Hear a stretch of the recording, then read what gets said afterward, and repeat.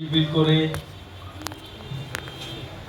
একটা কবিতা আছে এরকম, দুত্তুরি ছাই ভাল লাগে না দুপুরটা, দুপুরে সে কাক ডাকে, দুপুর এলে কাক ডাকে, ঝি ঘুমিয়ে নাক ডাকে, নাচতে গেলে আটকিয়ে যায় দুপুরটা, তাই তো আমার ভাল লাগে না দুপুরটা। এই দুপুরে আমি অফিস থেকে বের হয়ে একটু খাওয়া দাওয়া করার পরে একটু ঘুমাই বলতে একটু রেস্ট নিই, একটু শুয়ে থাকি, এটা হচ্ছে ভাগ্য।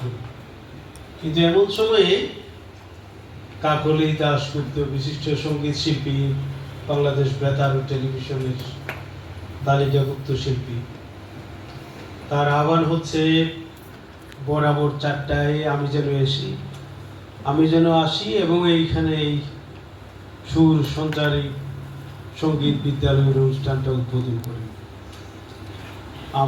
আমার জন্য সময়টা একটু বেকায়দায় হলেও তার আহ্বানে সাড়া না দিয়ে পারিনি।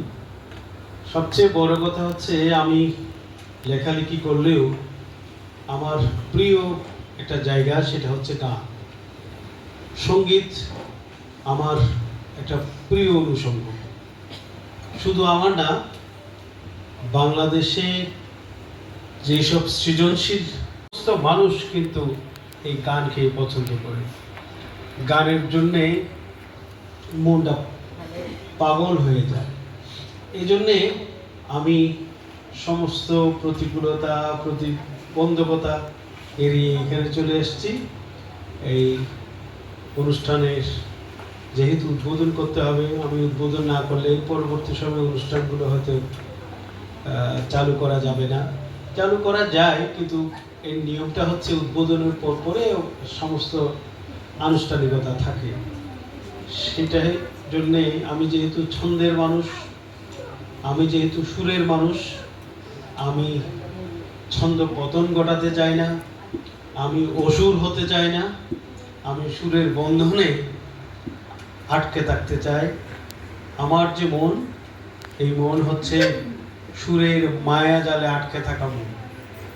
আমি সবসময় মনে করি সঙ্গীত এমন এক অনুষঙ্গ, সেটা আরাধনার বিষয়, সেটা সাধনার বিষয়।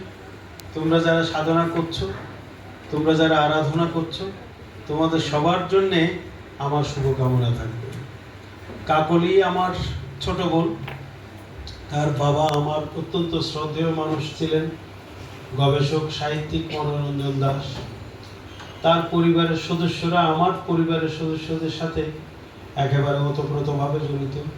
তার ভাই একজন আমাদের আজাদিতে নির্মিত কলাম লেখে, এর নাম হচ্ছে অনুপ দাশগুপ্ত। একজন চিত্রশিল্পী আছে অশেষ দাশগুপ্ত, আর একজন ছড়া লিখে, কিশোর কবিতা লিখে, তার নাম হচ্ছে অসীম দাশগুপ্ত।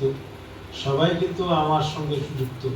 তো কাকলি নিজে সঙ্গীত শিল্পী, আবার নিজে একজন লেখকও, ছড়া লিখে, কবিতা লিখে, গানও লিখে। এই কাকলির মাধ্যমে আজকে যে সঙ্গীত বিদ্যালয়